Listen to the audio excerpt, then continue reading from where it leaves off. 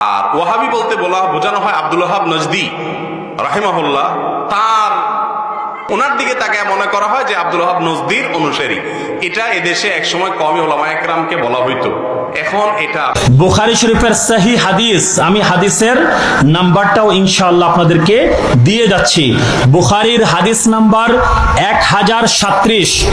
আল হাদিস Android apps যদি কারো কাছে থাকে দেখতে পারেন। 1037 আল হাদিস অ্যান্ড্রয়েড অ্যাপস। যে কোনো স্মার্টফোনের অ্যাপস যদি খুলেন, আল হাদিস অ্যান্ড্রয়েড অ্যাপস লেখেন, চলে আসবে।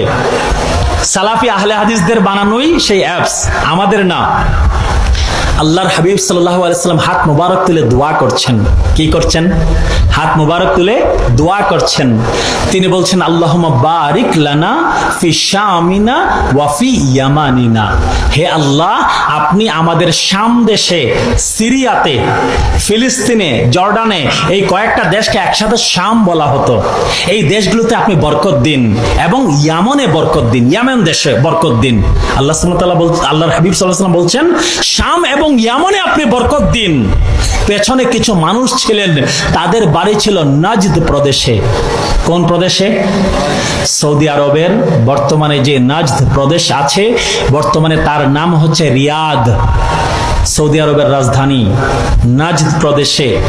ওই লোকগুলো বলল, ইয়া রাসূলুল্লাহ ওয়া ফি নাজদিনা। নবীজি ওভারলুক করলেন, সেই কথা শুনলেন না। আবারও বললেন, হে আল্লাহ, আপনি শাম দেশে বরকত দিন, আপনি ইয়েমেনে বরকত দিন। এমনকি দয়াল নবীজি বলেছেন, আল ইমানু ইয়ামানি ওয়াল হিকমাতু ইয়ামানিয়া। ইমানের বাড়ি ইয়ামান এবং হিকমত বা প্রজ্ঞার বাড়িও ইয়ামান। বলেন না সুবহানাল্লাহ। কারণ কি? পৃথিবীর ইতিহাস প্রমাণ করে, ইয়েমেনের মানুষের কাছে যখন কোনো নবী এসেছেন, রাসূল এসেছেন, কোন আল্লাহর ওলি এসেছেন, ইয়েমেনের মানুষ তাদেরকে কখনো চিনতে ভুল করেন নাই, মেনে নিয়েছেন সকল সময়। আমাদের ওয়াইস আল কারদি রাহিমাহুল্লাহর বাড়ি কই? ইয়েমেন, দারুণ প্রদেশ। এই জন্য ইয়েমেনের জন্য দোয়া করেছেন, সিরিয়ার জন্য দোয়া করেছেন। বাইতুল মুকাদ্দাস যেই দেশে, দোয়া করেছেন সিরিয়ার জন্য, শামের জন্য। পেছনের মানুষগুলো দুইবার বলেছে, ইয়া রাসূলুল্লাহ ওয়া ফি নাজদিনা। তৃতীয়বারে আল্লাহর হাবিব সাল্লাল্লাহু আলাইহি ওয়াসাল্লাম বলছেন, নাজদের জন্য কোনো দোয়া করে নাই। বলেছেন কি? হুনাকা জালাজিল ওয়াল ফিতান ওয়া বিহা ইয়াতলু কারনুশ শাইতান। নবীজি বলছেন, সেইখান থেকে ভূমিকম্প আসবে, জালজালা আসবে, এবং সেইখান থেকে শয়তানের শিং বের হবে। জোরে জোরে নাউজুবিল্লাহ। মুহাম্মদ ইবনে আব্দুল ওয়াহাব নাজদি, তার বাড়ি কই? নাজদে। যেই নাজদের জন্য দয়াল নবী দোয়া করেন নাই। আর শয়তানের শিং কি একটা না দুইটা? দুইটা। প্রথম শিং ছিল মুসাইলামাতুল কাজ্জাব, মিথ্যা নবী দাবিকারী। আর দ্বিতীয় শিং হচ্ছে এই ইবনে আব্দুল ওয়াহাব নাজদি, যার নাম অনুসারে ওয়াহাবি মতবাদ অথবা নাজদি মতবাদ, যার একটাই কাজ ছিল দয়াল নবীজির শান ও মানকে কিভাবে তানকিস করা যায়, কিভাবে ছোট করা যায়। জোরে সোরে নাউজুবিল্লাহ।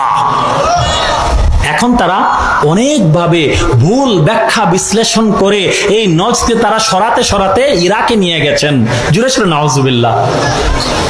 ওনাদের পক্ষের মৌলবীরা কি বলে? এটা সৌদি আরবের নজদ না, এটা ইরাকের নজদ। দয়াল নবীজির সময়ে ইরাকের নজ থেকে নাকি মানুষ চলে এসেছে, পাশে মক্কা শরীফের পাশে, মদিনা শরীফের পাশের নজদ রেখে। তো আমরা জানি হাকিকত কি। ইমাম আলা হযরত রাহিমাহুল্লাহ সহ যুগে যুগে আগত মুজাদ্দিদগণ আমাদেরকে সঠিক শিক্ষা দিয়ে গেছেন।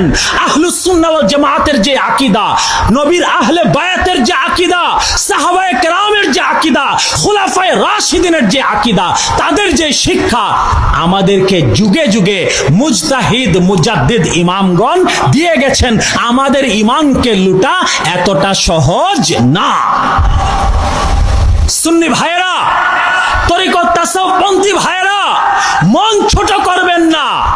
পৃথিবীর বেশিরভাগ দেশ এখনো আহলুস সুন্নাহ ওয়াল জামাতের আকীদাতে বিশ্বাসী। মিশরে ছিলাম, 4টা বছর আল আজহার বিশ্ববিদ্যালয়ে পড়ালেখা করেছি। 105টা দেশের মুসলমান ছাত্ররা সেই দেশে এসে পড়ালেখা করে তাদের সাথে যখন মত বিনিময় হয়েছে, জানতে পেরেছি পৃথিবীর প্রায় সকল দেশে ইসলাম ঢুকেছে আল্লাহর আউলিয়াগণের মাধ্যমে, সুফি তরিকার মাধ্যমে। বলেন না সুবহানাল্লাহ। মুসলমান রাজা বাদশারা রাজ্য জয় করেছেন, কিন্তু মানুষের অন্তরটা জয় করেছেন আল্লাহর আউলিয়াগণ, সুফি তরিকার ইমামগণ। তাদের সঙ্গে আলাপ করে আমরা ক্লিয়ার, আমাদেরকে ধোঁকা ইনশাল্লাহ কেউ দিতে পারবে না। বাংলাদেশে কোনো একজন আজহারি যদি এসে বলে যে আমাদের যে আকীদা, সেই আকীদার সাথে আজহারের আকীদার পার্থক্য আছে, তার কথা কোনোভাবেই বিশ্বাস করা যাবে না, বরং সে একটা কাজ্জাব, মিথ্যাবাদী, একটা দাজ্জাল। আমাদের যে আকীদা, আজহারের উলামায়ে কেরামের সেই আকীদা, মিশরের রাষ্ট্রীয় আকীদা সেইটা, সিরিয়ার রাষ্ট্রীয় আকীদা সেইটা, ইয়েমেনের রাষ্ট্রীয় আকীদা সেইটা। আমাদের যে আকীদা লেবাননের রাষ্ট্রীয় আকীদা, আমাদের যে আকীদা আফ্রিকার যত মুসলমান দেশগুলো আছে তাদেরও সেই আকীদা। Malaysia, Indonesia, Uzbekistan, Tajikistan, Kazakhstan আর বাংলাদেশ, ভারত, পাকিস্তানের খবর আপনারা আমরা সকলেই ভালোভাবে জানি। মন ছোট করার কোনো কিছু নাই। আহলুস সুন্নাহ ওয়াল জামাতের আকীদাকে আঁকড়ে ধরে, আমলকে আঁকড়ে ধরে, নামাজ, রোজা, হজ, যাকাত সকল কিছুকে আঁকড়ে ধরে আমাদের সকলের ঈমান আমলের হেফাজত আল্লাহ সুবহানাহু ওয়া তাআলা যেন করেন। সবাই বলি আমিন।